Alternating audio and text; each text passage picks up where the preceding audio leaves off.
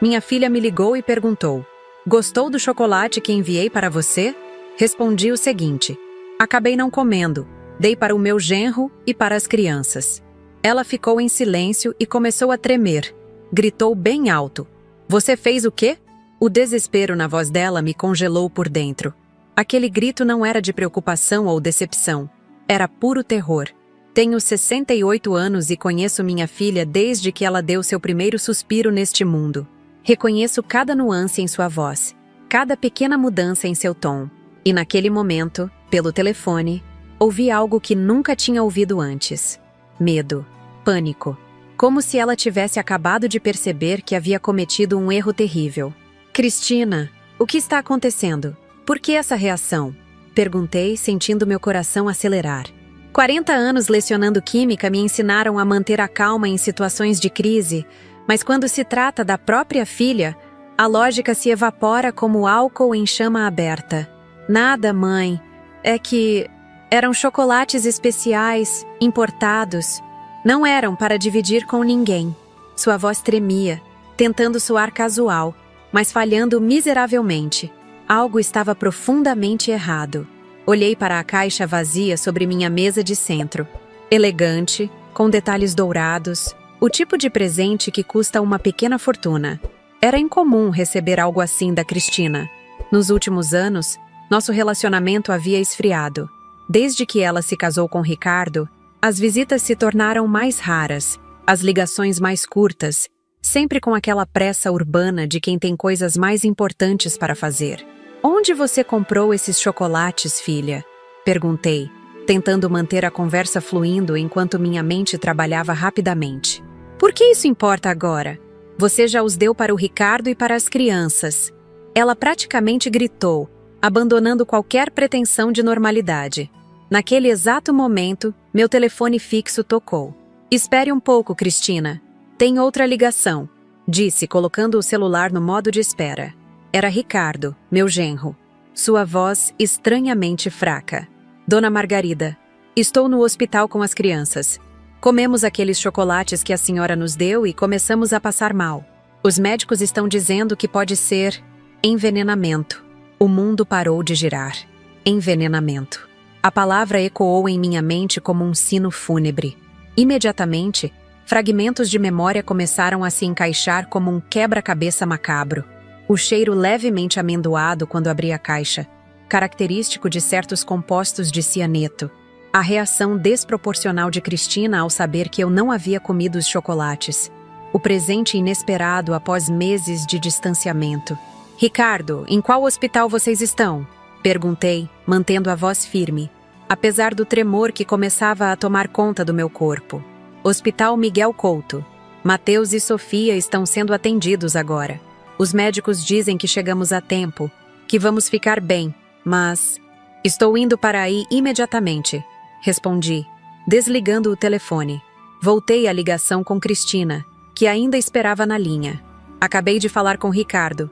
Ele está no hospital com as crianças, envenenados pelos chocolates que você mandou." Silêncio. Um silêncio pesado, carregado de culpa. "Foi um acidente", ela finalmente disse, sua voz quase inaudível. "Eu não queria machucar as crianças. Não era para eles comerem, era para eu comer." As palavras não ditas pairavam entre nós como uma névoa tóxica. Desliguei o telefone sem me despedir e chamei um táxi. Enquanto esperava na calçada do meu pequeno apartamento em Botafogo, olhando o Pão de Açúcar ao longe, uma calma estranha tomou conta de mim. A calma que vem depois do choque, quando a mente começa a processar o impensável. Minha própria filha havia tentado me matar. Por quê? A resposta veio rápido demais. Dinheiro. Apesar da minha aparência modesta e do apartamento simples, eu tinha economizado rigorosamente durante toda a minha vida. Meu falecido marido, engenheiro da Petrobras, havia deixado um seguro de vida substancial. Eu vivia de forma frugal, não por necessidade, mas por hábito. Cristina sabia disso. Ela era minha única herdeira. No táxi, olhando as ruas familiares do Rio de Janeiro passarem pela janela, comecei a recordar pequenos detalhes que havia ignorado. Cristina perguntando sobre meu testamento durante um almoço casual. Seu interesse repentino em meus planos para o futuro. as consultas sobre como eu administrava minhas finanças. Cheguei ao hospital e encontrei Ricardo no corredor, pálido, com olheiras profundas. Ele me abraçou com força, algo raro entre nós. As crianças estão estáveis, ele disse. O médico disse que foi sorte não terem comido muitos chocolates. Se tivessem comido a caixa inteira... Se eu tivesse comido a caixa inteira, como Cristina planejava. Onde está Cristina? Perguntei, tentando controlar o tremor na minha voz. Ela disse que está vindo, mas está demorando muito. Liguei várias vezes e ela não atende. Ricardo parecia confuso, exausto. Ele não sabia. Como poderia saber que sua própria esposa havia enviado chocolates envenenados para a sogra? Chocolates que acabaram nas mãos de seus próprios filhos? Um médico se aproximou de nós. Uma mulher de meia idade com olhos cansados, mas gentis. Sou a doutora Helena Vasconcelos. O senhor é o pai das crianças? Ela perguntou a Ricardo. Sim, e esta é a avó delas, minha sogra. A médica me olhou com uma expressão que misturava compaixão e curiosidade. Senhora, precisamos conversar sobre a origem desses chocolates. As análises preliminares indicam a presença de compostos tóxicos que não são acidentais. A polícia já foi notificada. A polícia? Claro. Isso era uma tentativa de homicídio. Meu coração se apertou ao pensar no que viria a seguir. Não apenas pelo que aconteceria com Cristina, mas pela devastação que isso traria para Mateus e Sofia. Como explicar a duas crianças que sua própria mãe havia colocado suas vidas em risco numa tentativa de matar a avó? Posso ver meus netos? Perguntei, sentindo uma necessidade quase física de garantir que eles estavam realmente bem. A médica assentiu e nos conduziu até o quarto onde Mateus, de 12 anos, e Sofia, de 8, estavam deitados em camas de hospital. Ambos estavam acordados, mas visivelmente fracos. Sofia sorriu ao me ver, estendendo os braços para um abraço. Mateus, sempre mais reservado, apenas acenou com a cabeça, mas viu o alívio em seus olhos. Vovó, aqueles chocolates eram ruins, disse Sofia com a inocência que só uma criança possui. Tinha um gosto esquisito. Sentei-me entre as duas camas, segurando uma mão de cada neto. Sinto muito, meus amores. A vovó não sabia, mas eu deveria ter sabido. Como professora de química, deveria ter reconhecido o cheiro, deveria ter desconfiado. Talvez, em algum nível, eu soubesse. Talvez por isso não comi os chocolates, preferindo dá-los à família de Cristina. Havia algo errado naquele presente.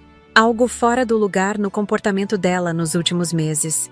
Enquanto estava ali, consolando meus netos, senti uma raiva crescer dentro de mim. Não uma raiva explosiva, mas algo frio e calculado. A mesma precisão que eu aplicava nas minhas aulas de laboratório, nas fórmulas químicas que eu explicava aos meus alunos por décadas. Se Cristina queria jogar com veneno, ela estava desafiando a pessoa errada. Eu não era apenas sua mãe. Eu era uma química com 40 anos de experiência. Conhecia substâncias e reações que ela nem imaginava existir. E mais importante, eu conhecia a lei, a evidência, o processo científico. Naquele momento, enquanto acariciava os cabelos de Sofia que adormecia novamente, tomei uma decisão. Cristina não sairia impune. Não apenas pelo que tentou fazer comigo, mas pelo risco em que colocou seus próprios filhos. Meus netos, as únicas pessoas verdadeiramente inocentes nessa história toda. A porta do quarto se abriu e um policial entrou, acompanhado por uma mulher de expressão séria, que imediatamente reconheci como sendo alguém com autoridade. Sou a delegada Fernanda Mendes. Ela se apresentou, mostrando seu distintivo. Precisamos conversar sobre esses chocolates envenenados. A senhora tem alguma ideia de quem poderia querer lhe fazer mal? Olhei para Ricardo, que parecia completamente perdido. Depois para meus netos adormecidos. E finalmente para a delegada. Respirei fundo, sabendo que minhas próximas palavras mudariam nossas vidas para sempre. Sim, respondi com uma clareza que surpreendeu até a mim mesma. Tenho certeza absoluta de quem enviou esses chocolates e por quê. A delegada Fernanda me conduziu para uma sala privativa no hospital. Ricardo ficou com as crianças, ainda sem compreender completamente o que estava acontecendo. Eu podia ver a confusão em seus olhos, a incredulidade, o desejo de acreditar que tudo não passava de um terrível engano. Senhora Margarida, preciso que me conte tudo desde o início, disse a delegada, abrindo um pequeno gravador digital. Seus olhos eram penetrantes. O tipo de olhar que já tinha visto muitas mentiras serem desmascaradas. Minha filha Cristina me enviou uma caixa de chocolates hoje pela manhã. Quando a caixa chegou, achei estranho. Não fazíamos aniversário, não era uma data especial. E nossa relação tem sido distante nos últimos anos. Fiz uma pausa, organizando meus pensamentos. Quando abri a caixa, senti um cheiro peculiar.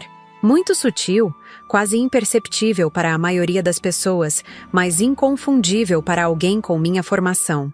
E qual é sua formação, senhora? Perguntou Fernanda. Sou professora de Química aposentada. Lecionei por 40 anos no Instituto Federal. Trabalhei com praticamente todas as substâncias perigosas que você pode imaginar, sempre ensinando os alunos sobre os riscos e as precauções necessárias. A delegada fez algumas anotações. E que cheiro era esse que a senhora identificou? Amêndoas amargas, característico de compostos cianogênicos, cianeto, para ser mais específica. Falei com a mesma clareza que usava em minhas aulas. Mas havia algo mais. Um esforço para mascarar esse odor com essências artificiais de chocolate. Um químico experiente teria feito um trabalho melhor. E por que a senhora deu os chocolates ao seu genro e seus netos, se suspeitava que estavam envenenados? Era uma pergunta válida. Uma que eu mesma tinha me feito no táxi a caminho do hospital. Não foi uma decisão consciente, admiti. Talvez, no fundo, eu quisesse acreditar que estava enganada. Que minha própria filha não seria capaz de... Ou talvez, eu simplesmente não queria os chocolates. Achei que as crianças ficariam mais felizes com eles. Fiz uma pausa. Nunca imaginei que elas realmente comeriam algo envenenado. Acredito que pensei que Ricardo, sendo um homem cauteloso, talvez notasse algo errado. A delegada me observou por alguns segundos. A senhora tem certeza de que sua filha é a responsável? Isso é uma acusação extremamente grave. Nesse momento, a porta da sala se abriu. Era um dos policiais que tinha chegado com a delegada. Delegada Mendes, a suspeita acabou de chegar ao hospital. Está na recepção perguntando sobre as crianças. Fernanda se levantou. Continue sua declaração com o escrivão. Vou conversar com sua filha. Fiquei ali, relatando todos os detalhes para um jovem policial que digitava rapidamente em um laptop. Contei sobre o distanciamento de Cristina nos últimos anos, sobre seu casamento com Ricardo, sobre as perguntas cada vez mais frequentes sobre minha aposentadoria, meus investimentos, meu seguro de vida.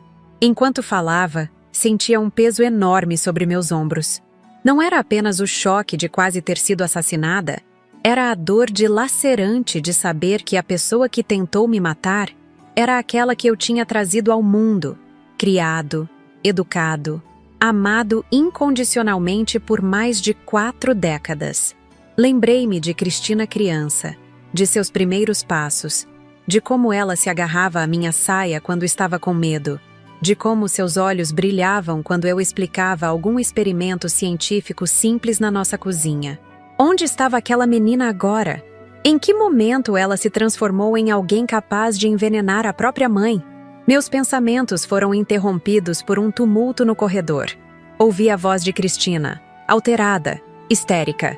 Isso é um absurdo. Eu nunca faria mal à minha própria mãe, muito menos aos meus filhos.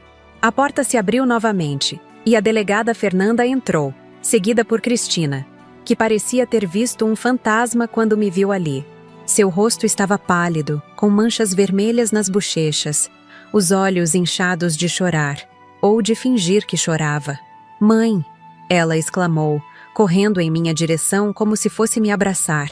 Recuei instintivamente, um movimento que não passou despercebido pela delegada. "Cristina Oliveira Santos", disse Fernanda formalmente. "A senhora está sendo investigada por tentativa de homicídio.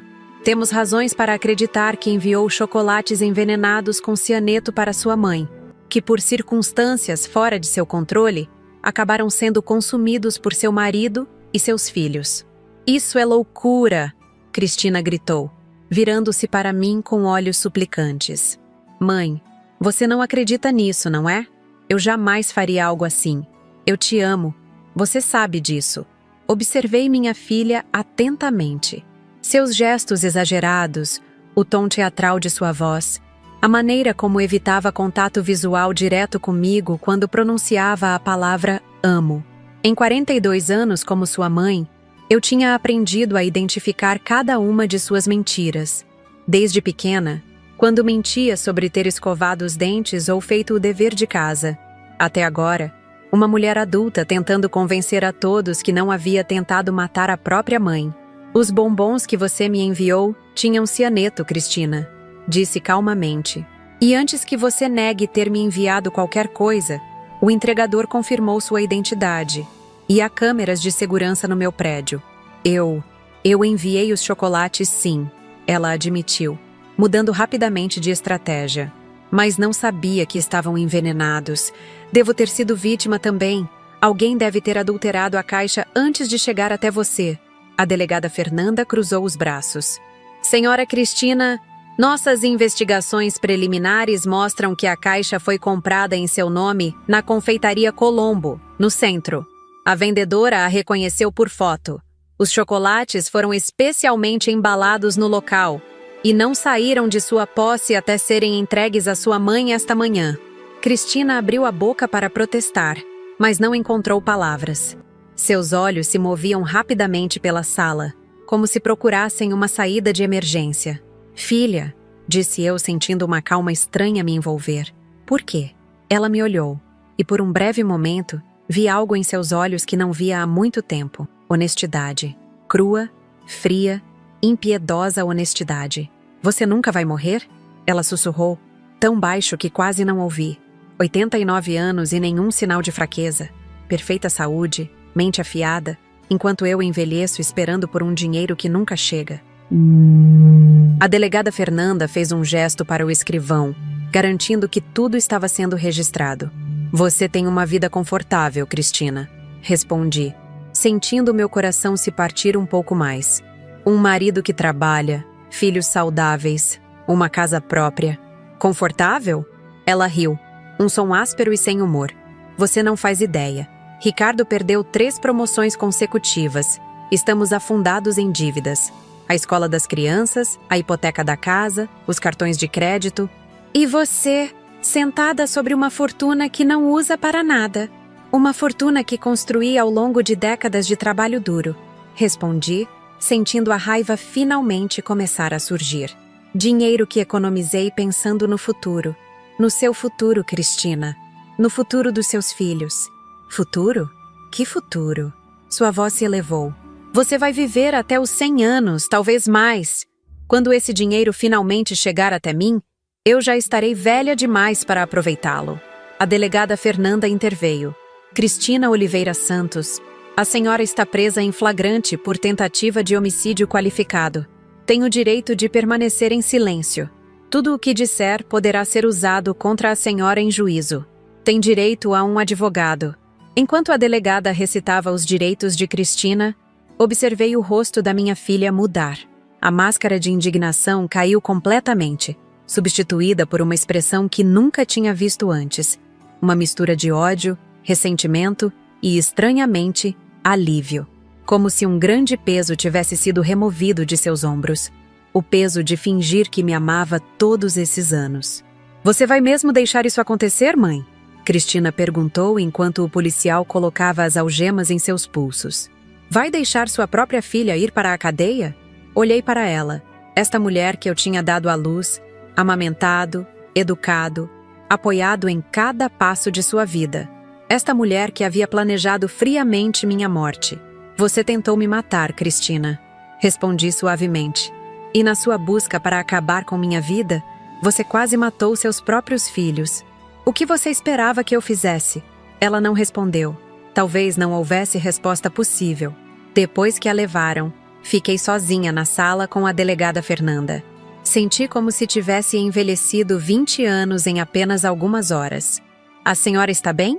Perguntou Fernanda, sua voz agora mais suave, mais humana. Posso chamar alguém para ficar com a senhora? Não, respondi, levantando-me lentamente. Preciso voltar para os meus netos. Eles vão precisar entender o que aconteceu com a mãe deles. Voltei para o quarto onde Mateus e Sofia ainda dormiam, sedados pelos medicamentos. Ricardo estava sentado entre as duas camas, com o rosto nas mãos. Quando entrei, ele levantou a cabeça. Seus olhos estavam vermelhos e inchados. É verdade? Ele perguntou, sua voz rouca. Cristina realmente tentou? Assenti, sem conseguir dizer as palavras em voz alta. Por quê? Por dinheiro? Eu sabia que estávamos com dificuldades financeiras, mas nunca imaginei. Sua voz falhou. Ela me disse que você tinha prometido nos ajudar com as dívidas, mas depois voltou atrás. Disse que você estava sendo mesquinha, guardando tudo para si mesma. Sentei-me ao lado dele, sentindo o peso de todas as mentiras que Cristina havia construído ao nosso redor. Ricardo, eu nunca soube que vocês estavam com problemas financeiros. Cristina nunca me pediu ajuda. Se tivesse pedido... Eu sei, ele murmurou. Percebo isso agora. Ela vinha mentindo para todos nós, não é? Naquele momento, Mateus abriu os olhos. Ele nos olhou. Depois olhou para a cama vazia ao lado dele, onde sua mãe deveria estar. Onde está a mamãe? Ele perguntou, sua voz ainda fraca pelos medicamentos. Ricardo e eu trocamos olhares. Como explicar a uma criança de 12 anos que sua mãe havia sido presa por tentar matar sua avó? Mateus, comecei, movendo-me para sentar na beira de sua cama. Sua mãe, ela fez algo muito errado. Algo contra a lei. Ela vai ter que ficar longe por um tempo. Os olhos dele se arregalaram, brilhantes de lágrimas não derramadas. Foi ela que envenenou os chocolates, não foi? Eu ouvi vocês falando mais cedo, quando achavam que eu estava dormindo. Senti meu coração se apertar. Mateus sempre foi inteligente demais para seu próprio bem. Observador, perspicaz, capaz de juntar as peças mesmo quando os adultos tentavam protegê-lo da verdade. Sim, respondi honestamente. Sua mãe estava... Ela não estava pensando claramente. Ela cometeu um erro terrível. Ela queria machucar a senhora? Perguntou ele, sua voz pequena e frágil. Por quê? Às vezes, as pessoas fazem coisas ruins quando estão desesperadas. Respondi, tentando encontrar uma explicação que fizesse sentido, mesmo sabendo que não havia explicação que justificasse o que Cristina tinha feito. Sua mãe achava que precisava do meu dinheiro. Ela não pensou nas consequências. Ela não pensou em nós, disse Mateus, uma sabedoria além de seus anos em sua voz infantil. Ela não pensou que nós poderíamos comer os chocolates. Não, ela não pensou, concordei suavemente. Ricardo colocou a mão no ombro do filho. Mateus, isso não significa que sua mãe não ame você e Sofia. Significa que ela está doente, de certa forma. Ela precisa de ajuda, e vai receber essa ajuda. Era uma mentira gentil, mas ainda assim, uma mentira. Eu não tinha certeza se Cristina estava doente ou se simplesmente tinha revelado sua verdadeira natureza, mas não discordei de Ricardo. As crianças precisariam se agarrar a alguma esperança nos dias difíceis que viriam pela frente. Sofia ainda dormia, alheia à tempestade que tinha desabado sobre nossa família. Olhei para seu rostinho inocente, para os cachos dourados espalhados pelo travesseiro do hospital e senti uma determinação feroz crescer dentro de mim. Essas crianças não seriam destruídas pelo egoísmo da mãe. Eu não permitiria. A doutora Helena entrou no quarto, folheando uma prancheta. Boas notícias, ela disse, tentando manter um tom animado, apesar da tensão palpável no ambiente. Os exames mostram que as concentrações do veneno foram baixas o suficiente para não causar danos permanentes. Eles poderão ir para casa amanhã, desde que continuem o tratamento oral por mais alguns dias. Obrigada, doutora, respondeu Ricardo, passando a mão pelo cabelo em um gesto de alívio exausto. Quanto ao aspecto psicológico, continuou a doutora Helena, baixando a voz, recomendo fortemente acompanhamento terapêutico para todos. O trauma de um evento como este, já estou providenciando isso, assegurei. Como professora aposentada, eu tinha acesso a um bom plano de saúde que cobria a terapia. Seria um dos muitos recursos que ofereceria a Ricardo e às crianças nos meses seguintes. Enquanto a médica saía, Ricardo virou-se para mim com olhos suplicantes. Margarida, eu não sei o que fazer agora. Como vou cuidar das crianças sozinho? Como vou explicar para todos que Cristina está presa por tentar matar a própria mãe? Você não está sozinho, respondi segurando sua mão. Estou aqui. Vamos enfrentar isso juntos, um dia de cada vez. E assim começou minha nova vida. Uma vida que nunca imaginei viver. Uma vida onde minha própria filha estava na prisão por tentar me assassinar.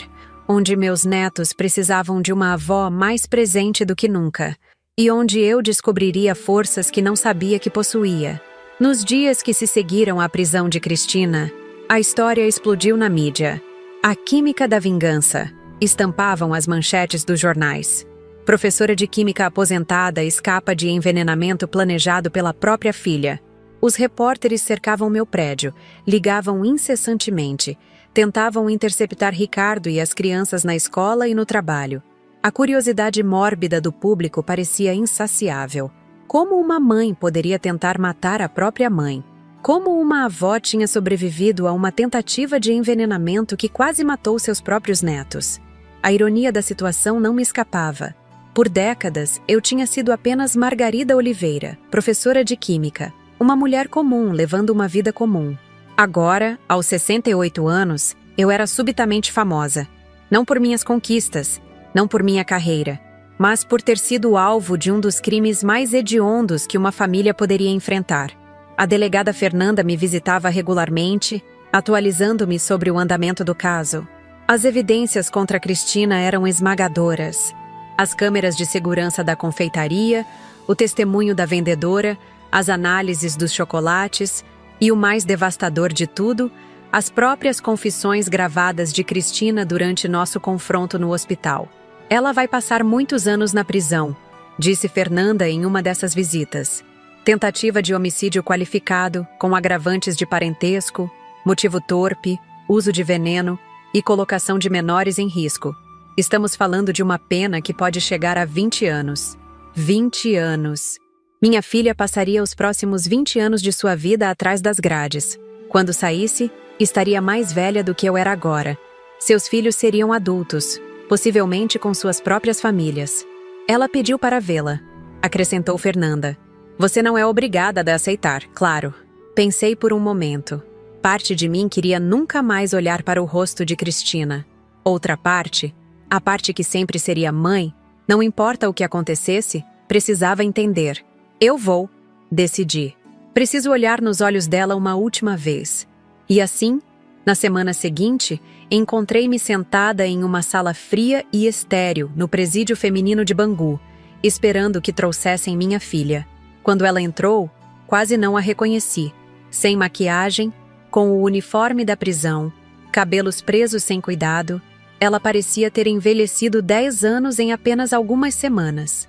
Mãe, ela disse, sentando-se à minha frente, separadas por uma mesa de metal fixada ao chão. Você veio. Vim, respondi simplesmente. Cristina baixou os olhos, incapaz de sustentar meu olhar por mais de alguns segundos. Um silêncio pesado se instalou entre nós, carregado de 4 décadas de história compartilhada e agora maculada para sempre. Como estão as crianças? Ela finalmente perguntou, sua voz quase um sussurro. Elas estão bem, fisicamente, respondi, mantendo minha voz firme. Psicologicamente, é outra história. Mateus tem pesadelos todas as noites. Sofia pergunta por você constantemente. É difícil explicar para uma criança de 8 anos por que sua mãe tentou matar sua avó. Cristina estremeceu com minhas palavras diretas, mas não contestou. Não havia mais espaço para mentiras entre nós. Eu não pensei nelas, admitiu. Não pensei que elas comeriam os chocolates. Na minha cabeça, você comeria tudo sozinha, em casa. E isso torna tudo melhor? Perguntei, sentindo a raiva crescer novamente. Se eu tivesse morrido sozinha no meu apartamento, envenenada por bombons que minha própria filha me enviou, isso seria aceitável para você? Ela não respondeu imediatamente. Suas mãos, que descansavam sobre a mesa de metal, tremiam levemente. Eu estava desesperada, disse finalmente. Você não faz ideia do quão desesperada.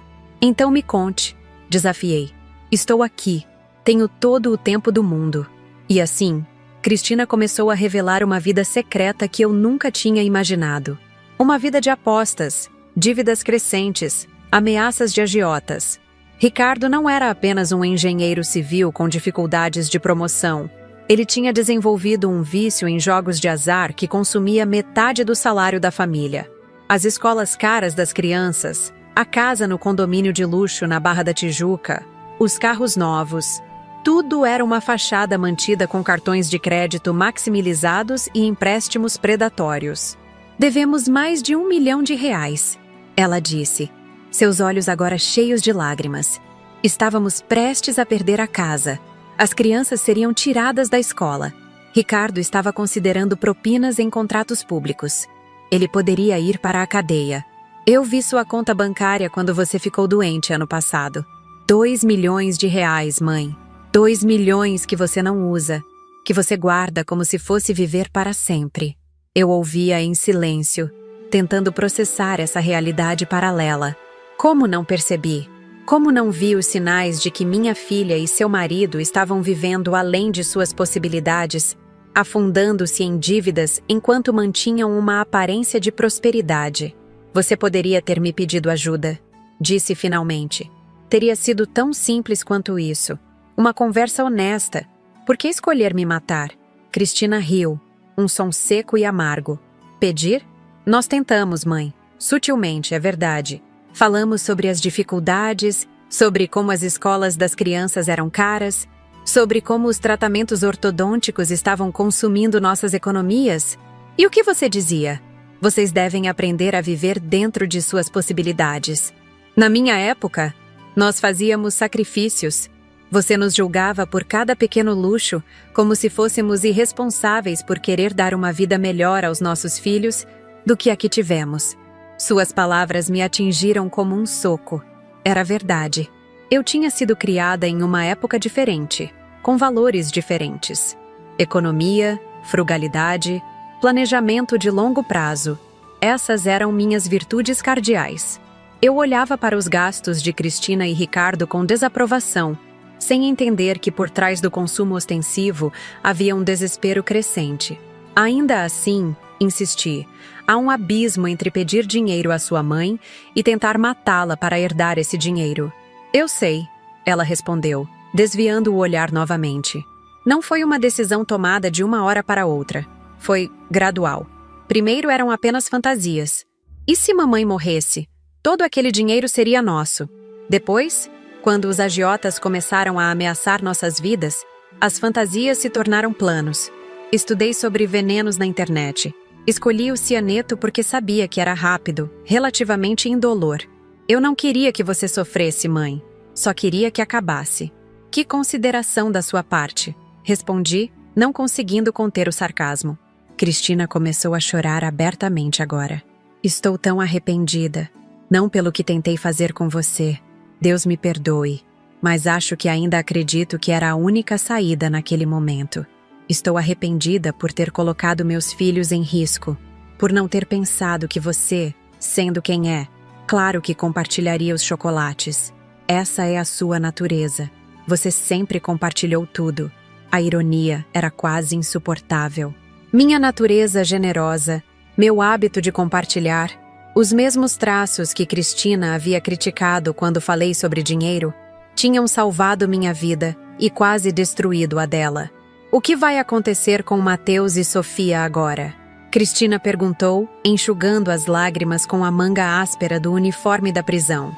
Eles vão ficar bem, respondi com uma certeza que não sentia completamente. Ricardo está se esforçando. Ele entrou para os jogadores anônimos. Está fazendo terapia. Eu estou ajudando financeiramente. Sim, os 2 milhões que você tanto cobiçava estão sendo usados para garantir que seus filhos tenham estabilidade enquanto você está aqui. Cristina assentiu lentamente. Obrigada por cuidar deles. Eles não merecem sofrer pelos nossos erros. Não, não merecem. Fiz uma pausa, considerando se deveria compartilhar o resto. Decidi que sim. Cristina precisava saber o que sua tentativa de assassinato tinha desencadeado. Há mais uma coisa que você deve saber. A história vazou para a imprensa. Está em todos os jornais, em todos os telejornais. O rosto de Cristina empalideceu ainda mais. O quê? Como? Um enfermeiro no hospital postou sobre o caso nas redes sociais. Foi o suficiente para que os repórteres começassem a cavar. Professora de química aposentada sobrevive à tentativa de envenenamento pela própria filha. O público está fascinado pela história. A delegada Fernanda tem recebido pedidos de entrevista de emissoras nacionais e internacionais. Meu Deus, Cristina murmurou, cobrindo o rosto com as mãos. As crianças, na escola, todos vão saber. Sim, confirmei. É por isso que decidimos mudá-los de escola. Ricardo pediu transferência para o escritório da empresa em Niterói. Eles vão morar comigo por um tempo, até que a poeira baixe. Depois, um novo começo, em um lugar onde não sejam conhecidos como os filhos da mulher que tentou matar a avó. O guarda se aproximou, indicando que nosso tempo estava acabando. Levantei-me, pronta para ir embora, quando Cristina estendeu a mão, tocando meu braço levemente. Mãe, ela disse, sua voz embargada. Você acha que algum dia vai conseguir me perdoar? Olhei para ela. Minha filha, meu sangue, a menina que embalei em meus braços durante noites de febre. A adolescente cujas lágrimas enxuguei após o primeiro coração partido. A mulher que havia se tornado uma estranha capaz do impensável. Não sei, respondi honestamente. Talvez um dia, mas não hoje. Saí da prisão sentindo-me simultaneamente mais leve e mais pesada. Uma resolução tinha sido alcançada de certa forma. Eu tinha olhado nos olhos da pessoa que havia tentado me matar e visto não um monstro, mas uma mulher desesperada que havia feito uma escolha terrível. Isso não tornava seu ato mais perdoável, mas pelo menos mais compreensível. Quando cheguei em casa, meu pequeno apartamento em Botafogo, que agora abrigava não apenas a mim, mas também Ricardo, Mateus e Sofia, encontrei uma pequena multidão de repórteres aguardando na entrada do prédio.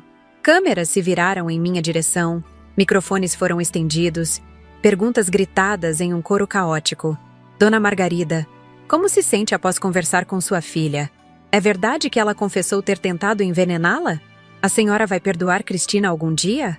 Ignorei todas as perguntas, mantendo a cabeça baixa enquanto o porteiro me ajudava a passar pela multidão. No elevador, respirei fundo, tentando me preparar para enfrentar minha nova realidade doméstica. Ricardo tinha saído mais cedo para levar as crianças à sessão de terapia. O apartamento estaria vazio, me dando um momento de paz antes que a agitação familiar recomeçasse. Mas quando abri a porta, encontrei um homem sentado em meu sofá. Por um momento de pânico, pensei que era um repórter que havia conseguido entrar no prédio. Então ele se virou e reconheci o Dr. Paulo Nogueira, meu velho amigo e advogado. Paulo, suspirei de alívio. O que faz aqui? Como entrou? Ricardo me deixou entrar antes de sair com as crianças. Ele explicou, levantando-se para me abraçar. Precisamos conversar, Margarida. A situação está ficando fora de controle. Ele mostrou em seu tablet as dezenas de manchetes sobre o caso. Minha foto, tirada em algum evento do Instituto Federal anos atrás, estava em todos os portais de notícias. A química que sobreviveu, me chamavam. Uma emissora nacional estava preparando um especial intitulado Veneno na Família. Produtores de Hollywood já estavam sondando os direitos para um filme ou série. Isso é loucura, murmurei, afundando-me no sofá. Eu só quero que tudo isso acabe. Quero voltar à minha vida normal. Paulo balançou a cabeça. Receio que isso não seja possível, pelo menos não no curto prazo. Esta história tem todos os elementos que fascinam o público. Traição familiar, assassinato, ciência, uma reviravolta inesperada. Você não pode simplesmente esperar que isso desapareça. Então, o que sugere? Tome controle da narrativa. Ele respondeu, inclinando-se para a frente. Dê uma entrevista exclusiva a um jornalista respeitável. Conte sua versão dos fatos, nos seus termos. Depois disso, recuse-se a falar mais sobre o assunto. Estabeleça limites claros. A ideia de expor ainda mais minha vida privada, de discutir publicamente a traição de minha filha, me repugnava. Mas Paulo tinha razão. Se eu não controlasse a narrativa, outros o fariam, possivelmente distorcendo ainda mais os fatos. Há mais uma coisa, acrescentou Paulo hesitante. Várias editoras entraram em contato oferecendo contratos para um livro. Estamos falando de valores significativos, Margarida. Um livro? Sobre minha filha tentando me matar? A ideia parecia surreal. Sobre sua vida como cientista. Sobre como seus conhecimentos salvaram sua vida. Sobre resiliência. Sobre recomeçar aos 68 anos. Há muitos ângulos possíveis além do sensacionalismo. Balancei a cabeça, incapaz de processar tudo naquele momento. Preciso pensar, Paulo. Tudo isso é demais. Depois que Paulo saiu, sentei-me sozinha em meu apartamento, olhando pela janela para o pão de açúcar ao longe, imutável em meio ao caos da cidade.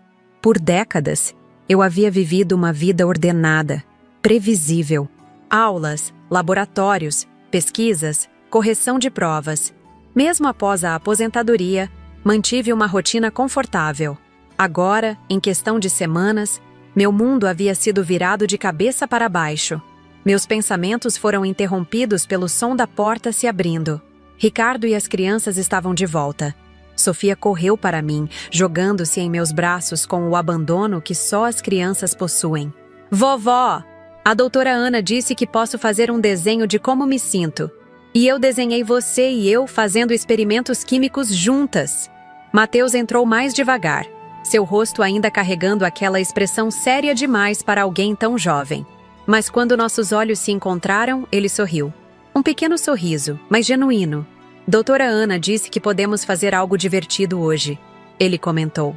Algo para tirar nossa mente de... Você sabe. Ricardo parecia exausto, mas assentiu encorajadoramente. Acho que todos precisamos de uma pausa de toda essa loucura. E assim, naquela tarde, transformei minha pequena cozinha em um laboratório improvisado. Usando bicarbonato de sódio, vinagre, corante alimentício e outros itens domésticos inofensivos, conduzi experimentos simples para as crianças, explicando reações químicas básicas, observando seus olhos se iluminarem com o espanto da descoberta científica. Por algumas horas, não éramos uma família destroçada por traição e crime. Éramos apenas uma avó e seus netos, explorando as maravilhas da ciência juntos. Ricardo tirava fotos, rindo das expressões de surpresa das crianças quando uma solução mudava de cor ou uma pequena explosão controlada produzia espuma colorida. Foi durante esse momento de normalidade em meio ao caos que tive uma epifania. O conhecimento que havia acumulado durante minha vida, o mesmo conhecimento que Cristina havia tentado usar contra mim, poderia ser reapropriado, transformado em algo positivo. Se o público estava tão fascinado pela professora de química que sobreviveu a um envenenamento, por que não usar essa plataforma inesperada para educar? Naquela noite, depois que as crianças foram dormir, sentei-me com Ricardo na pequena varanda do apartamento. Acho que vou aceitar dar uma entrevista, disse a ele. E talvez escrever um livro. Ele me olhou surpreso. Tem certeza? Você sempre foi tão reservada? Não tenho escolha, respondi. Como Paulo disse, preciso controlar a narrativa, mas quero fazer mais do que simplesmente contar a história do envenenamento. Quero usar isso como uma oportunidade para falar sobre ciência, sobre segurança doméstica, sobre como o conhecimento pode salvar vidas. Ricardo assentiu lentamente. Isso faz sentido. Transformar algo terrível em algo útil. Exatamente, concordei. Se eu puder ajudar outras pessoas a reconhecerem sinais de envenenamento, a entenderem riscos químicos em suas próprias casas, talvez algum bem possa vir disso tudo. Nos dias seguintes, trabalhei com Paulo para selecionar um jornalista respeitável para a entrevista exclusiva.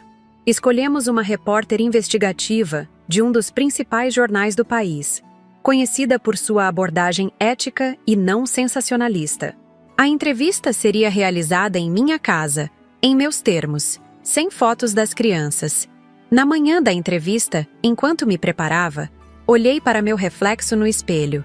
O rosto que me encarava parecia mais velho, mais marcado pelas preocupações, mas também mais determinado. A professora de química aposentada, a mãe traída, a avó protetora, todas essas facetas de minha identidade convergiam agora em uma nova versão de mim mesma. Uma versão que estava pronta para transformar uma tragédia pessoal em uma oportunidade de fazer a diferença. A campainha tocou. A repórter havia chegado. Respirei fundo Ajeitei meu colar e fui abrir a porta, pronta para contar minha história ao mundo. Não como vítima, mas como sobrevivente. Como uma química que usou seu conhecimento para salvar sua própria vida. E agora usaria sua experiência para, talvez, salvar outras. A repórter, Camila Vasconcelos, era uma mulher na casa dos 30 anos, com olhos astutos e um bloco de notas tradicional ao lado do gravador digital. Ela se apresentou com um aperto de mão firme, e pude perceber que não estava ali apenas por sensacionalismo, mas por um genuíno interesse jornalístico. Dona Margarida, agradeço por me receber, ela disse enquanto se sentava no sofá da minha sala. Sei que deve estar sendo um período extremamente difícil para a senhora.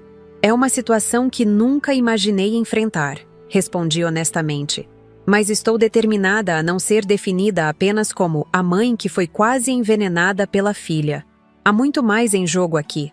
A entrevista começou de forma previsível, com perguntas sobre minha formação, minha carreira como professora de química, meu relacionamento com Cristina ao longo dos anos. Respondi a tudo com calma e precisão, a mesma que usava em minhas aulas para explicar reações complexas. Quando chegamos à parte do envenenamento, Camila foi respeitosa, mas direta. A senhora mencionou que reconheceu o cheiro do cianeto nos chocolates. Pode explicar como isso foi possível? O cianeto de potássio tem um odor característico de amêndoas amargas, expliquei. É bastante sutil para a maioria das pessoas, e cerca de 40% da população nem consegue detectá-lo devido a uma variação genética. Por sorte, ou talvez por exposição profissional ao longo de décadas, meu olfato é particularmente sensível a esse composto. E mesmo assim, a senhora deu os chocolates para seu genro e seus netos? Era a pergunta que eu sabia que viria, a que todos queriam fazer. A pergunta que eu mesma me fizera inúmeras vezes nas noites insones desde o incidente. Não foi uma decisão consciente baseada na identificação do veneno, admiti. Foi mais uma intuição, talvez. Algo não parecia certo naqueles chocolates, naquela situação toda. E, sinceramente, eu sempre compartilhei coisas. É parte da minha natureza. A ironia é que esse hábito acabou salvando minha vida, embora tenha colocado em risco as pessoas que mais amo.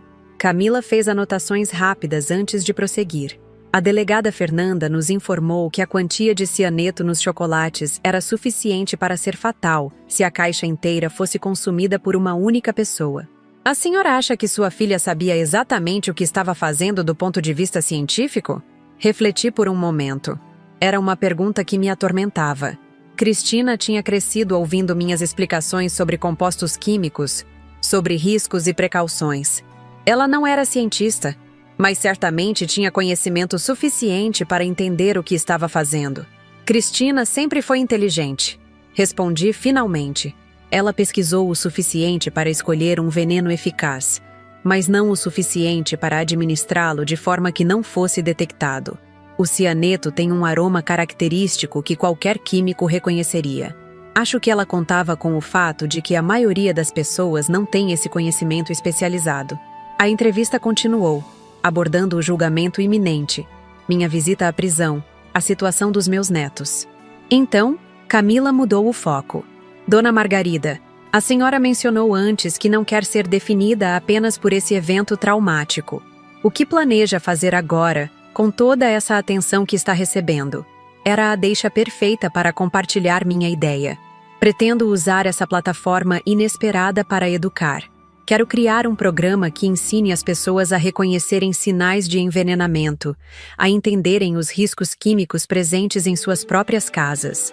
Quero transformar esta tragédia pessoal em uma oportunidade de salvar vidas. Os olhos de Camila brilharam com interesse genuíno. Isso seria extraordinário. A senhora já tem algum plano concreto? Estou trabalhando com Paulo Nogueira, meu advogado e amigo, para estabelecer uma fundação. Pretendo oferecer palestras em escolas, criar material educativo online, possivelmente escrever um livro. Se houver uma lição a ser aprendida com tudo isso, é que o conhecimento pode literalmente salvar vidas. Quando a entrevista terminou, senti-me estranhamente energizada. Articular meus planos em voz alta havia solidificado minha determinação. Camila prometeu me enviar o artigo para aprovação antes da publicação, um gesto que apreciei. No domingo seguinte, a entrevista foi publicada na primeira página do caderno principal do jornal. O título era sóbrio, mas impactante. A ciência que salvou. Professora transforma tentativa de assassinato em missão educativa. A reportagem de Camila era equilibrada, respeitosa e focada não apenas no crime, mas em minha determinação de criar algo positivo a partir da tragédia.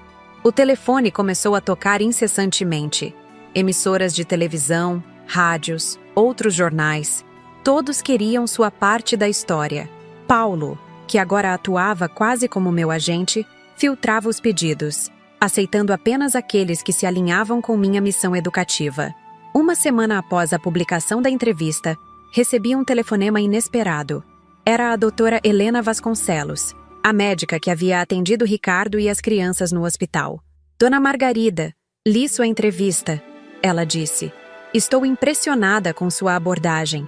Na verdade, tenho uma proposta para a senhora.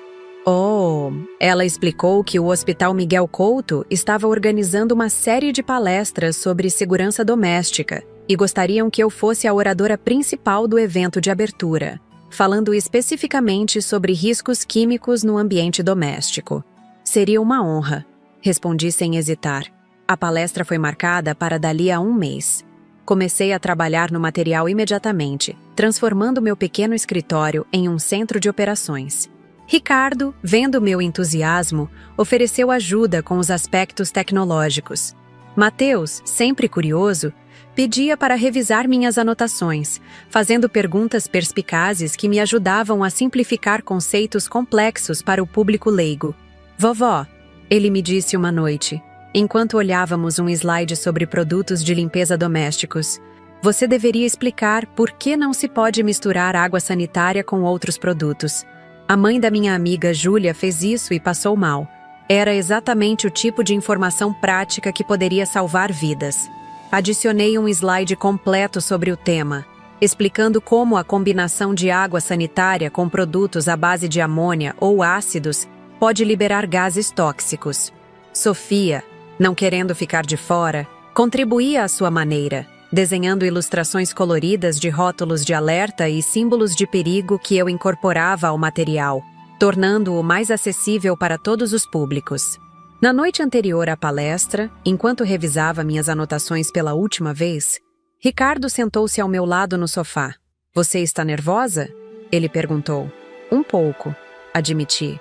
Dei aulas durante 40 anos, mas isto é diferente.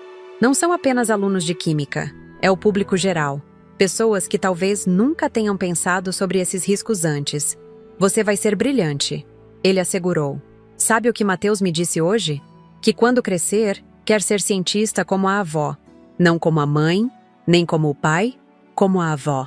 Senti meus olhos se encherem de lágrimas. Em meio a toda essa tragédia, algo belo estava nascendo. Uma conexão mais profunda com meus netos. Um propósito renovado para minha experiência e conhecimento. O auditório do Hospital Miguel Couto estava lotado na noite da palestra. Médicos, enfermeiros, estudantes de medicina e membros da comunidade se apertavam nas cadeiras. Na primeira fila, Ricardo, Mateus e Sofia sorriam encorajadoramente.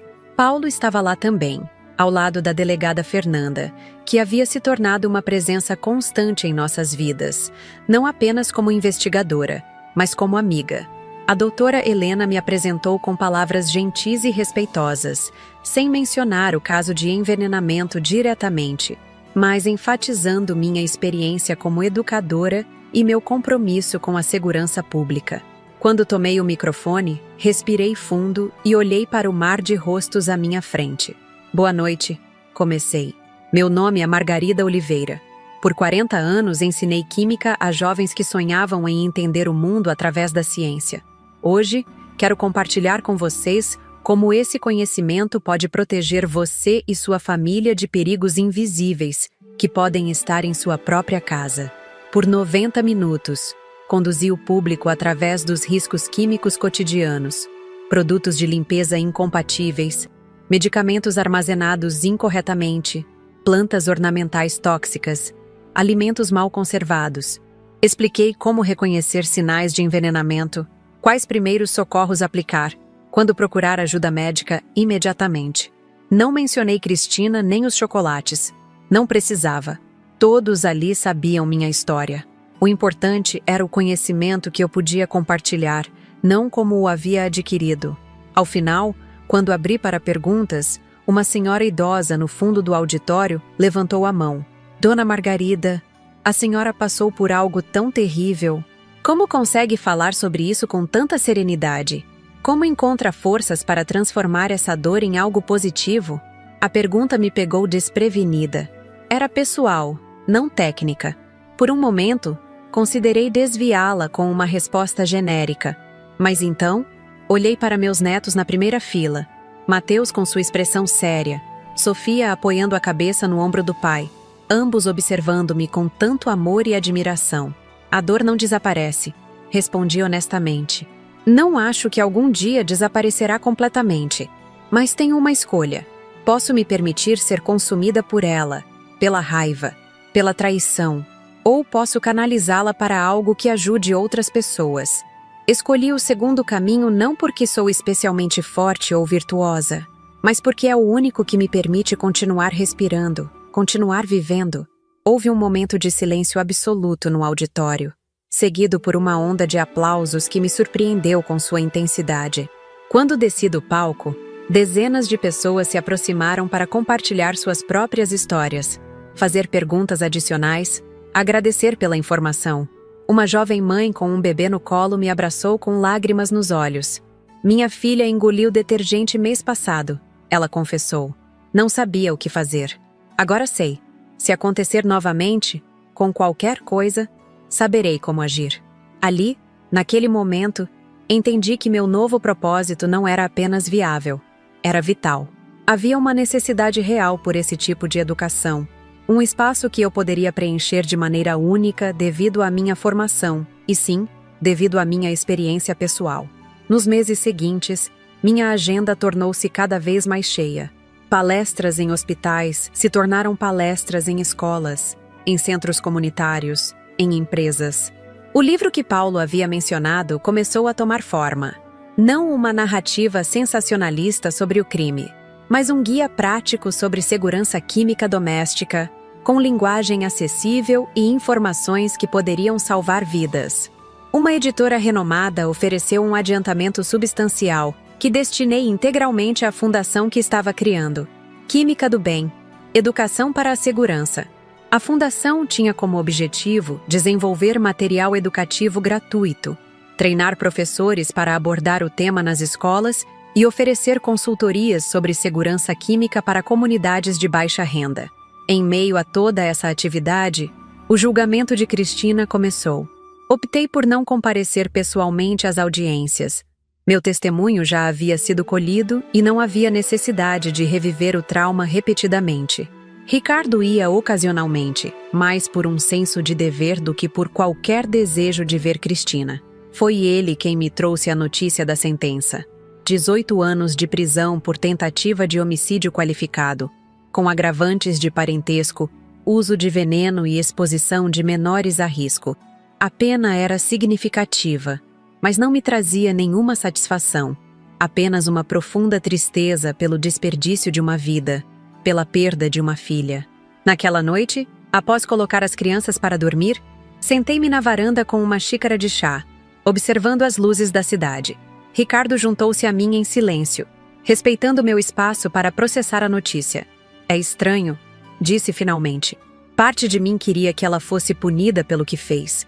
Outra parte desejava que houvesse alguma outra explicação, alguma saída que não resultasse em minha filha passando 2 décadas na prisão. Ricardo assentiu. Entendo. Apesar de tudo, ela ainda é sua filha. Ainda é a mãe dos meus filhos. Como as crianças estão lidando com isso? Perguntei. Mateus e Sofia sabiam que sua mãe estava em um lugar para pessoas que fizeram coisas erradas, mas os detalhes completos da sentença haviam sido poupados deles. Melhor do que eu esperava, respondeu Ricardo. A terapia está ajudando. E você, Margarida? Você tem sido a âncora deles. A maneira como transformou toda essa situação em algo positivo, como não se permitiu ser derrotada, isso tem sido um exemplo poderoso para eles. Suas palavras me tocaram profundamente. Em meus momentos mais sombrios, eu questionava se estava fazendo o suficiente pelos meus netos, se conseguiria preencher o vazio deixado pela mãe deles. Sabe o que Sofia me perguntou ontem? Continuou Ricardo. Ela queria saber se, quando crescesse, poderia trabalhar na fundação da vovó. Ela disse que quer ajudar a ensinar as pessoas a não colocarem coisas ruins na comida dos outros. Sorri através das lágrimas que começavam a se formar. Mesmo aos 8 anos, Sofia compreendia o essencial. Não a traição, não o crime, mas a importância de proteger os outros, de usar o conhecimento para fazer o bem. 2 semanas depois, recebi um convite surpreendente. Uma produtora de documentários científicos queria criar uma série educativa sobre riscos químicos cotidianos, com minha participação como especialista e apresentadora. O programa seria exibido em um canal educativo nacional e disponibilizado gratuitamente para escolas.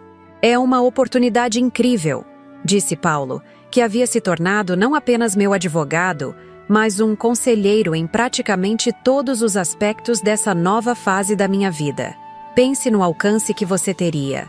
Milhões de lares, Margarida. A ideia era ao mesmo tempo empolgante e aterrorizante. Eu, uma professora aposentada de 68 anos, tornando-me apresentadora de um programa educativo nacional? Parecia surreal.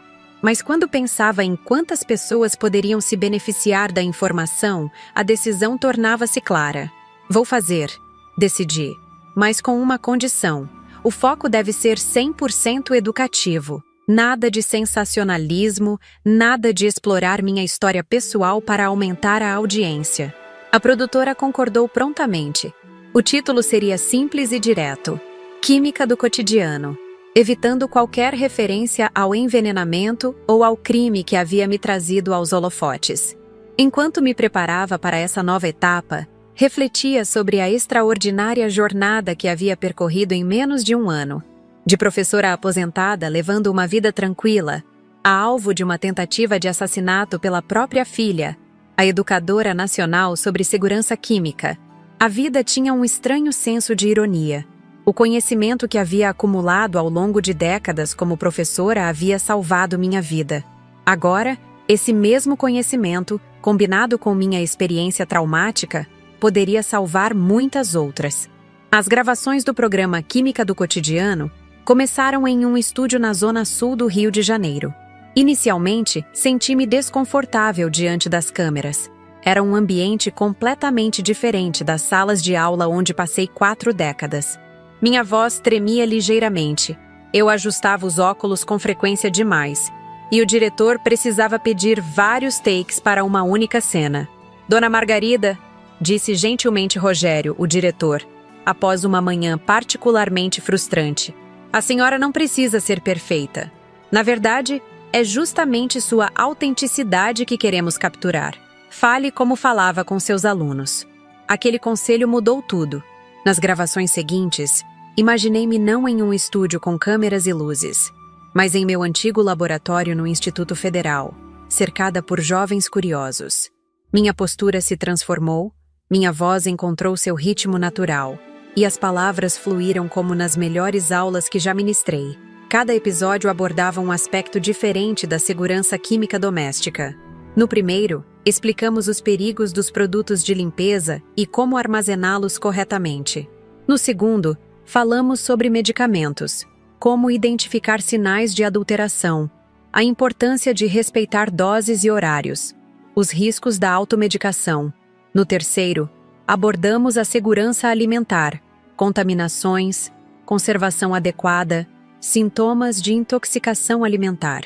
Para minha surpresa, Sofia e Mateus foram convidados a participar de um episódio especial voltado para crianças. Sofia, com sua naturalidade encantadora, demonstrou como ler símbolos de alerta em embalagens. Mateus, mais tímido, mas igualmente comprometido, explicou por que nunca se deve beber líquidos desconhecidos ou aceitar alimentos de estranhos. Observá-los no estúdio, tão seguros de si, compartilhando conhecimento que poderia salvar vidas, encheu meu coração de um orgulho que jamais havia sentido. Em meio à tragédia que nos atingiu, estas crianças estavam florescendo, transformando sua dor em força, seu trauma em propósito, assim como eu tentava fazer. O programa estreou numa terça-feira à noite. Ricardo organizou uma pequena reunião em nosso apartamento, que agora era verdadeiramente nosso, pois ele e as crianças haviam se mudado permanentemente para lá. Paulo estava presente, assim como a delegada Fernanda, a doutora Helena, e alguns colegas professores do Instituto Federal que haviam se mantido ao meu lado durante toda a crise.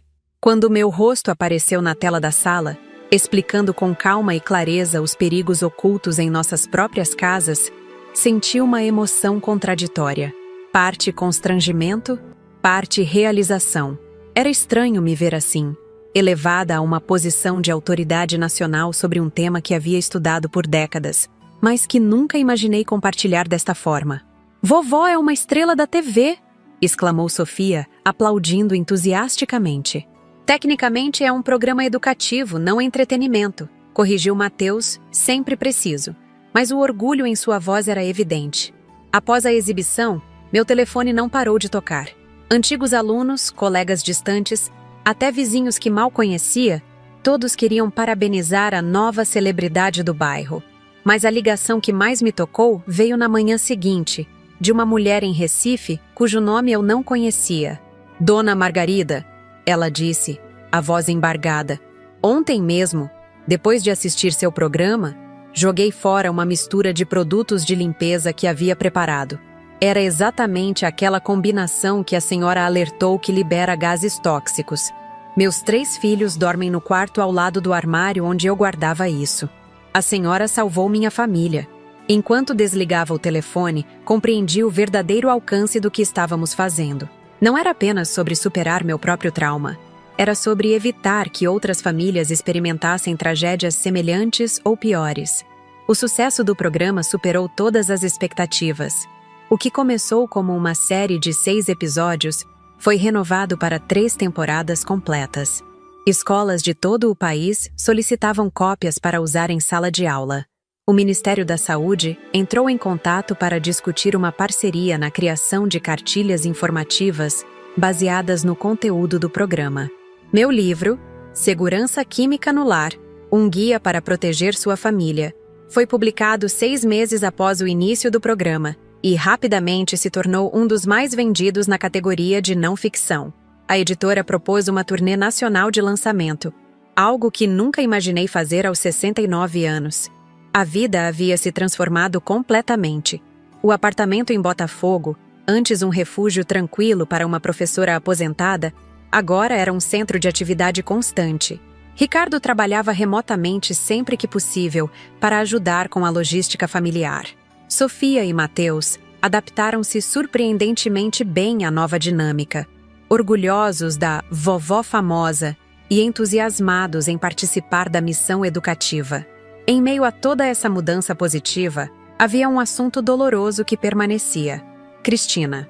Ela cumpria sua pena na penitenciária feminina de Bangu, e eu não a visitara desde nosso primeiro e único encontro após sua prisão. As crianças ocasionalmente enviavam desenhos e cartas, cuidadosamente supervisionadas por seus terapeutas, mas não haviam expressado o desejo de visitar a mãe pessoalmente. Numa manhã de domingo, enquanto preparava o café da manhã para a família, Ricardo sentou-se à mesa da cozinha com uma expressão séria. "Recebi uma carta de Cristina", ele disse. "Ela está pedindo para ver as crianças." Pausei, a colher de pau suspensa sobre a panela onde preparava ovos mexidos. "O que você acha disso?"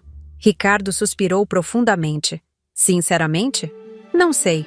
Os terapeutas dizem que eventualmente seria bom para eles terem algum contato, que a ausência total pode criar fantasias e idealizações piores que a realidade. Mas também temem o impacto emocional de levá-los a uma prisão, de vê-la naquele ambiente." Sentei-me à sua frente, ambos falando em voz baixa para que as crianças, ainda dormindo, não nos ouvissem. "E o que você quer, Ricardo? Não como pai preocupado com o impacto psicológico, mas como pessoa que teve a esposa tentando matar a sogra?"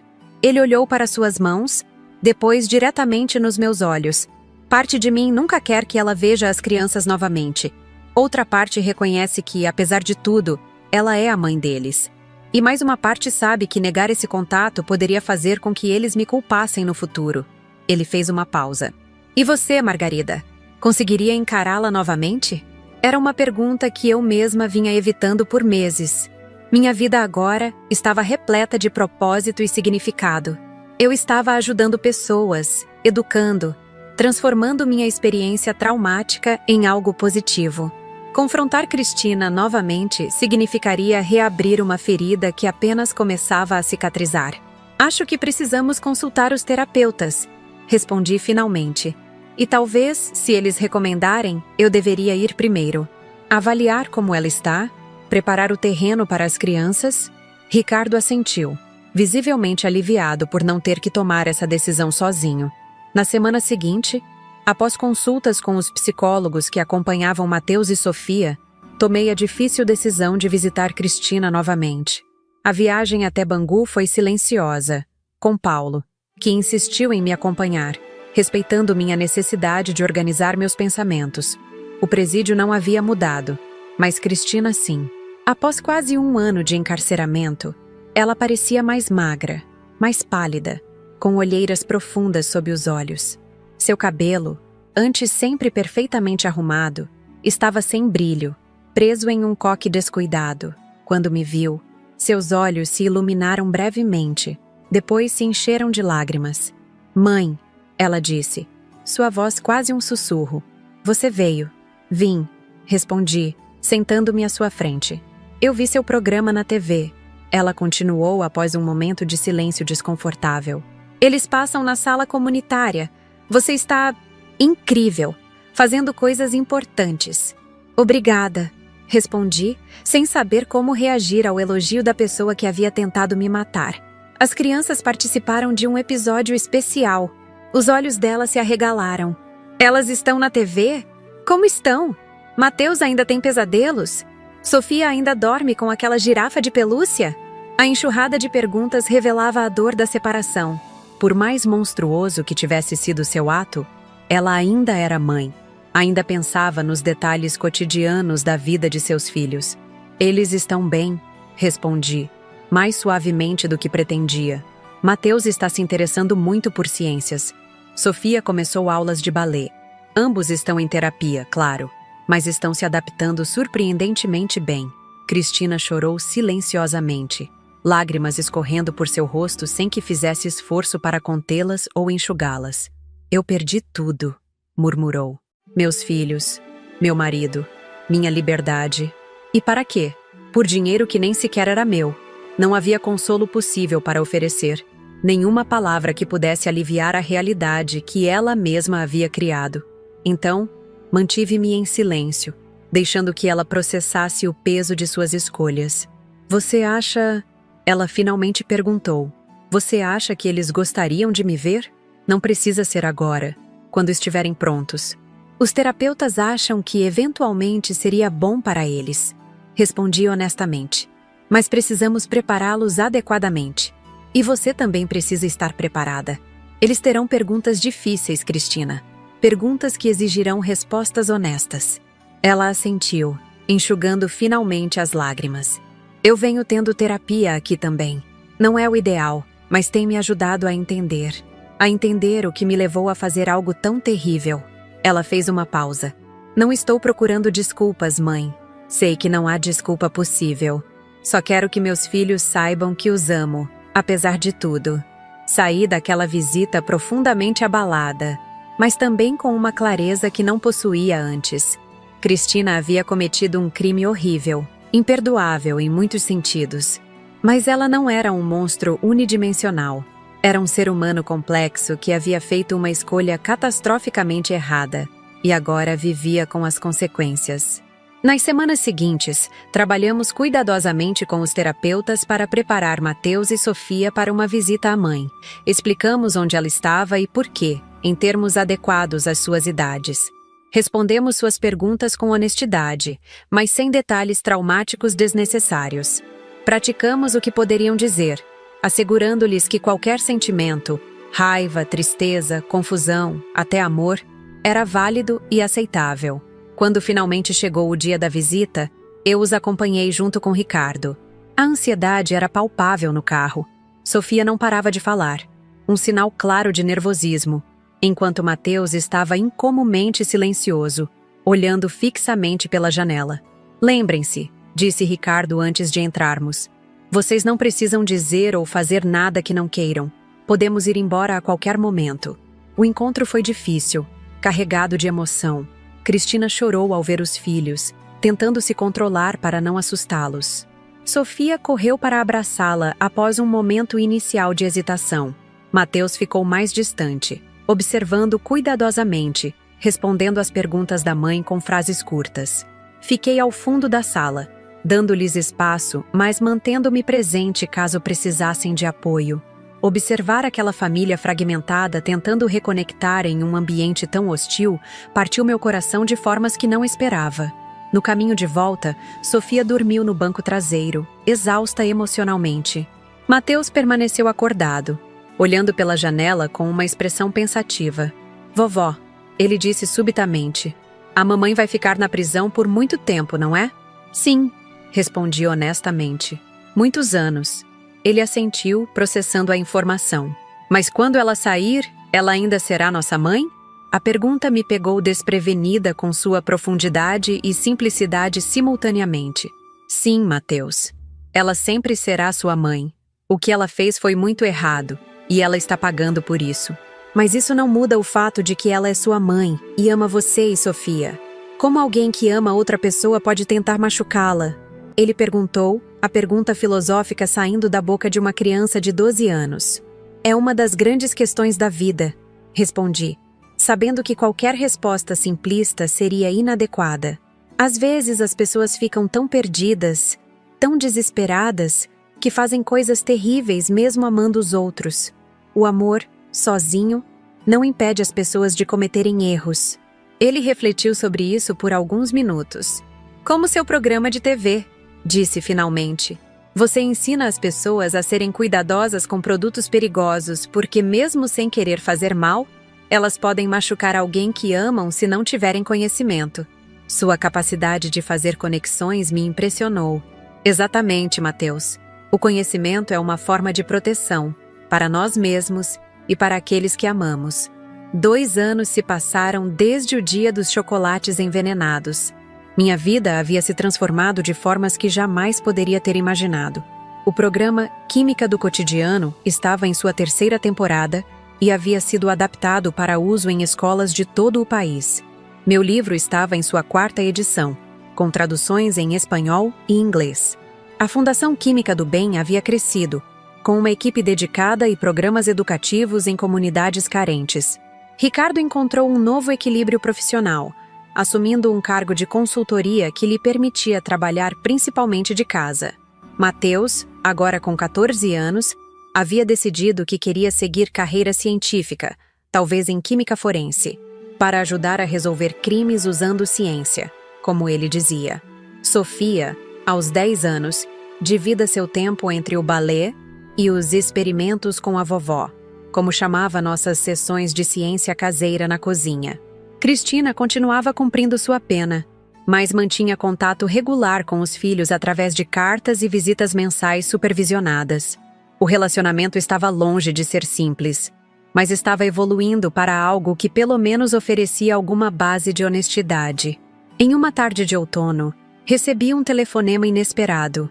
Era do gabinete do presidente da República.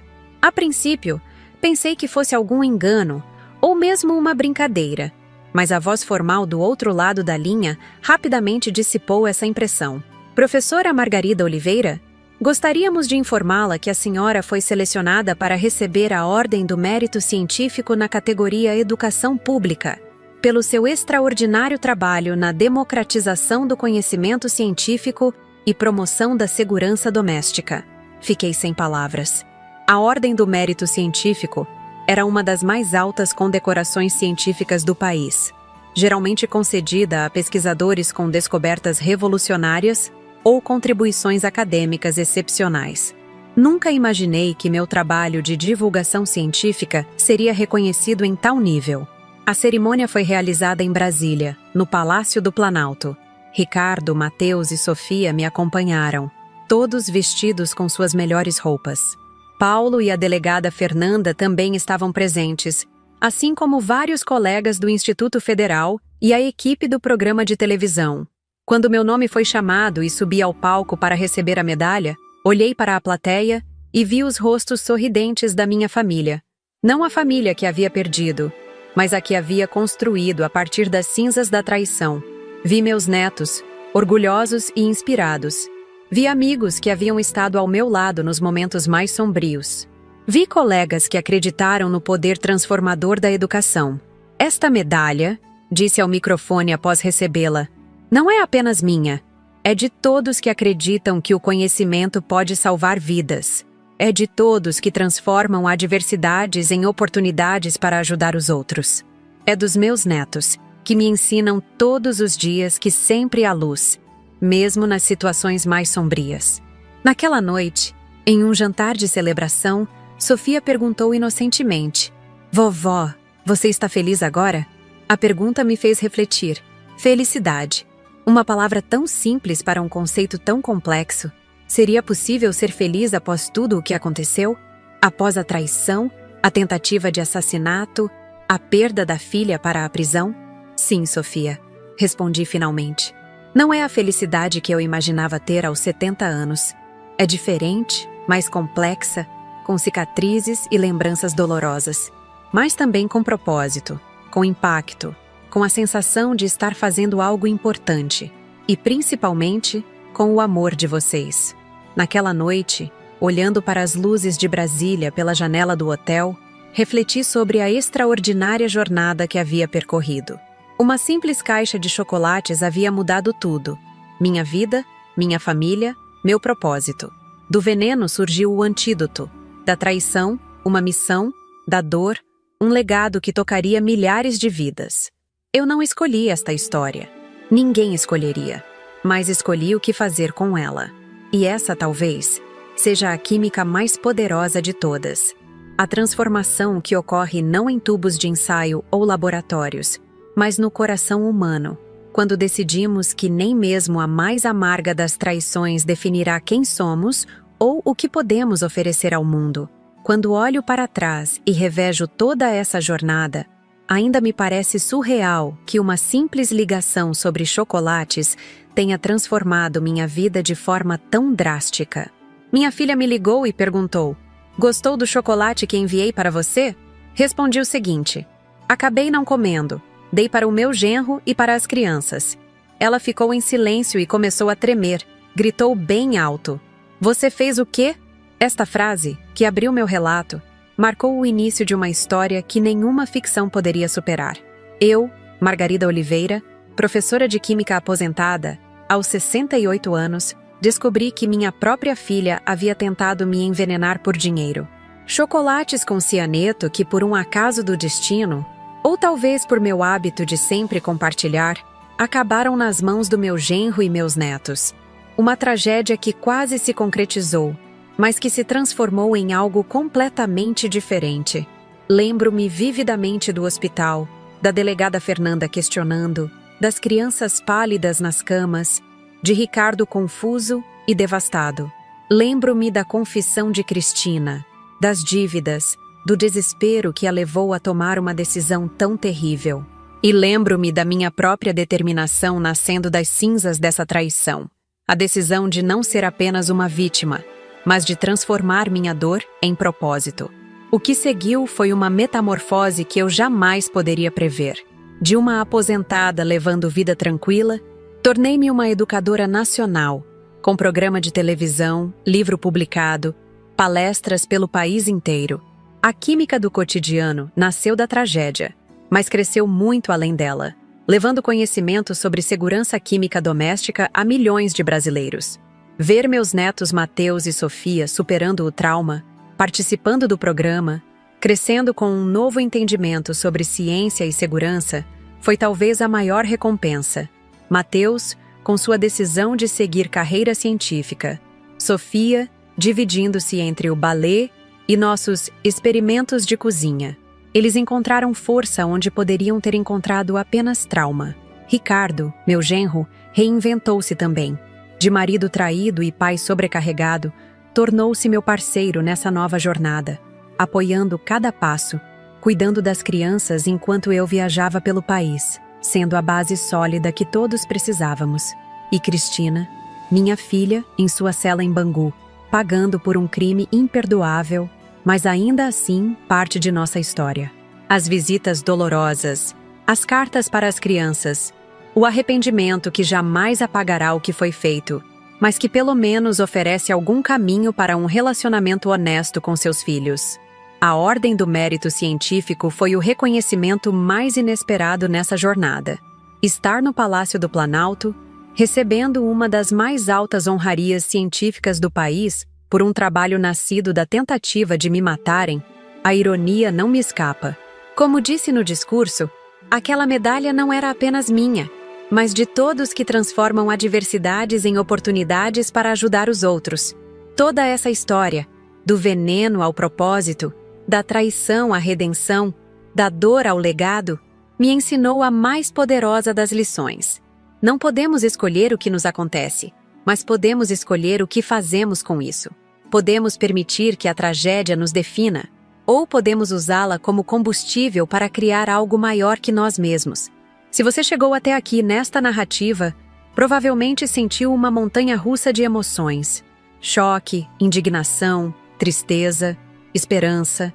Talvez tenha se perguntado o que faria em meu lugar. Talvez tenha pensado em suas próprias relações familiares, nos segredos que existem mesmo entre pessoas que deveriam se amar incondicionalmente. É exatamente por isso que compartilho minha história aqui no canal Vovó Lembrou. Porque nossas experiências, por mais dolorosas que sejam, podem iluminar o caminho de outras pessoas.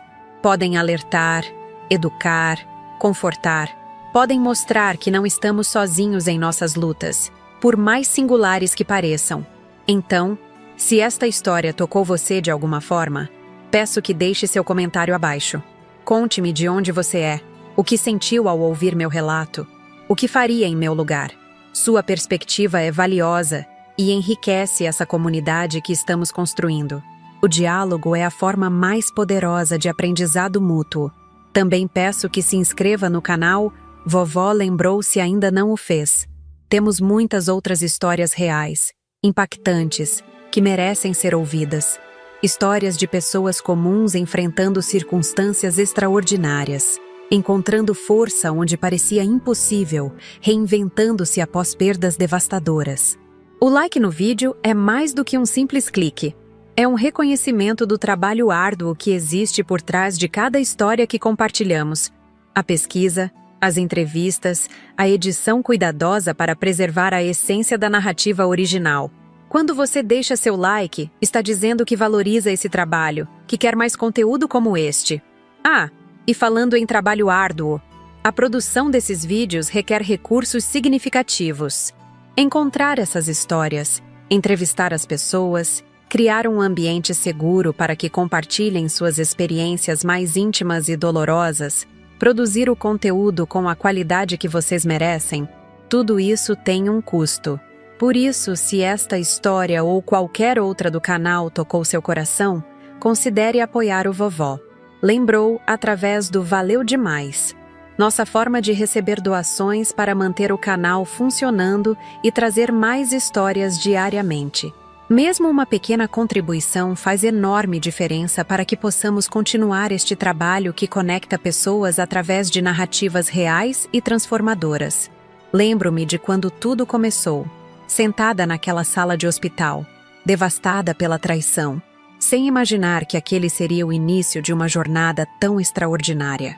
Hoje, aos 70 anos, olho para trás com gratidão, não pela traição, claro, mas pela oportunidade de ressignificar a dor, de usar meu conhecimento para proteger outras famílias, de criar um legado muito maior do que jamais imaginei.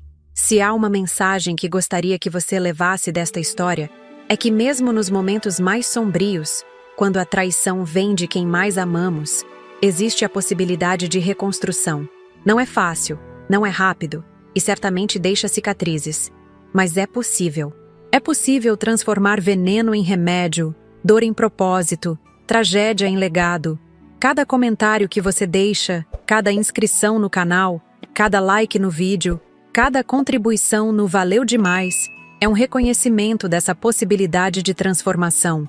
É dizer, sim, acredito no poder das histórias reais para mudar perspectivas, para conectar pessoas, para curar feridas. Então, antes de passar para o próximo vídeo em sua lista, tome um momento para refletir sobre o que acabou de ouvir. Deixe seu comentário, compartilhe sua reação, inscreva-se para mais histórias como esta. Apoie este canal que se dedica a dar voz a experiências que, de outra forma, permaneceriam na sombra. Como sempre digo nas minhas palestras sobre segurança química, o conhecimento compartilhado salva vidas. Da mesma forma, histórias compartilhadas salvam almas. Elas nos lembram que não estamos sozinhos em nossas lutas, que outros já percorreram caminhos semelhantes e encontraram luz no fim do túnel. Obrigada por me ouvir. Obrigada por fazer parte desta comunidade. E lembre-se, qualquer que seja a caixa de chocolates envenenados que a vida lhe apresente, você tem o poder de transformá-la em algo que salve, ao invés de destruir. Até o próximo vídeo no Vovó Lembrou. Aqui é Margarida Oliveira, a química que transformou a traição em missão, despedindo-se com gratidão por sua atenção e apoio.